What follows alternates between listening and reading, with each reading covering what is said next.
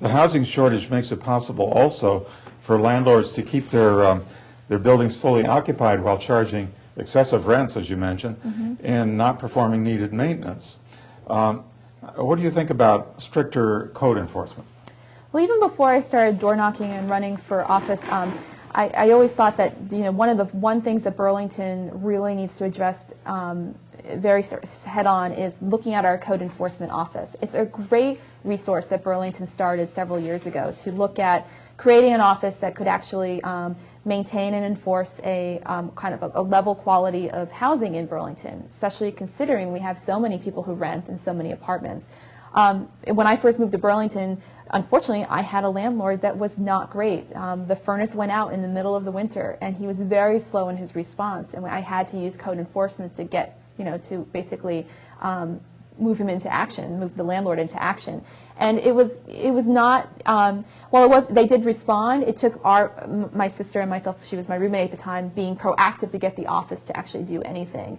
And as I've been door knocking, I've realized that more and more, not only was I right in my assumption that this is really an office that only responds if called upon, it needs to be a much more proactive office to make sure that people are living in quality housing, especially for the amount of rent that people are paying. So that would be literally one of the first things I would do if elected, is to look at the code enforcement office, look at what are the barriers keeping it from being really achieving its mission of being able to enforce code zoning ordinances that exist in Burlington, so that we actually have an office that's following through the intent of the quality of housing that we passed as ordinances in the city of Burlington.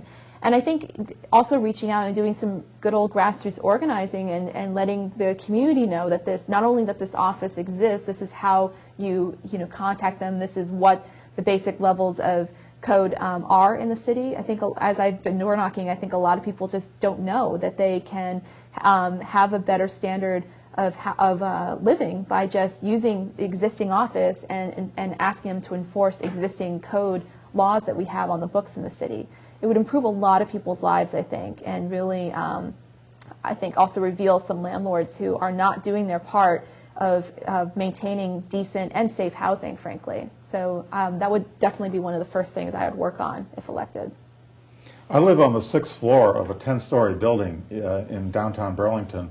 There are over 100 tenants in the building, and every day I ride the elevator at least twice.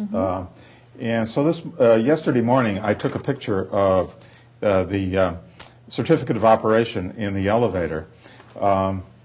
Do you see a problem with that? I do. The expiration date on this certificate of operation is November 2008, and we are in February of 2009, almost 4 months later.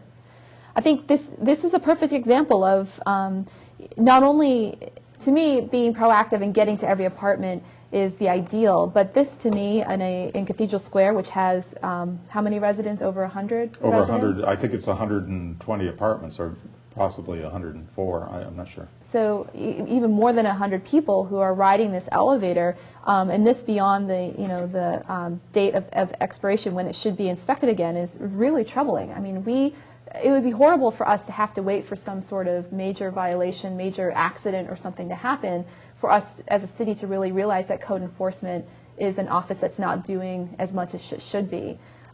It's interesting because on the city council right now, almost no one rents, and I think maybe this is part of the problem, that it may not feel like such a priority for councilors who don't live and breathe the reality of renting and having to not be able to fully have control over your property that you're living in, and it's including, if you're in a big building and there are multiple things within the building, there are multiple people affected by that. So that's again why I think code enforcement is really an office that needs to be looked at, and some serious questions need to be asked about how can we make this a better office, so that things that would seem pretty common sense to you, keeping up on inspections of elevators in some of our bigger apartment buildings, at least that in the minimum is being done, let alone actually doing some more stuff, as I talked about earlier, about being proactive and getting out and letting people know what the office does, what they can do to help neighbors and help apartment renters.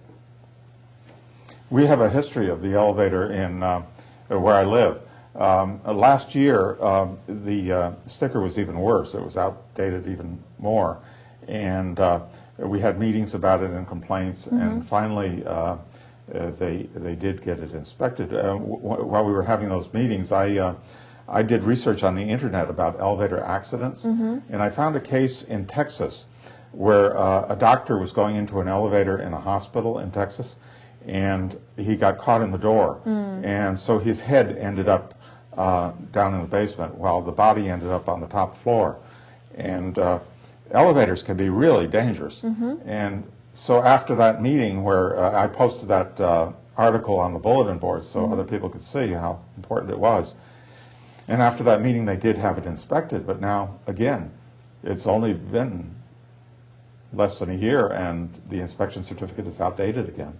Well, I think that for repeat offenders, so landlords who are repeat offenders, especially some of the bigger landlords like the owners of Cathedral Square, there should be some sort of logging of repeated offenses. I mean, there's got to be a level where people need to be held accountable. If you're going to be a landlord in Burlington, that's got to mean something. That means I think you have to have a certain standard of the quality of housing you're going to offer. If people are going to pay you not only rent, but the amount of rents that most people are in Burlington, there's a level of expectation that needs to come along with that. I think that this is not, housing should not be a commodity. I mean, people do make money off of it, and I have nothing against people who do it and do it well because they want to give the services, but part of paying rent is to have the landlord respond to people's needs and basic health and safety needs. That's not a privilege. That's something that's got to be enforced, and it's got to be an expectation that there's consequences for if you don't meet that expectation. So once elected, I would want to know more from the Code Enforcement Office about how do they track, landlords that do repeated violations. I'd love to know if my landlord, because I know he owns multiple buildings, was he also not following through on the furnace problem in other buildings, and how can the city do a better job at building a case or tracking repeated offenses by landlords to make sure that they can't get away with it, basically. We have some landlords in Burlington who just own one little house and they rent one or two apartments out of their home. And a small landlord like that, I imagine that if they violate the code, they get crucified for it. But a big politically connected landlord, do you think it's right that they should be able to get away with everything? Not at all. I mean, I think it's really. I think leadership is about having courage to stand up and say, when something's not right, it doesn't matter how well connected you are, or if you have a family name that means something in Burlington. Everyone needs to be treated the same. If there's a certain code in the city of Burlington, every landlord needs to be held to that.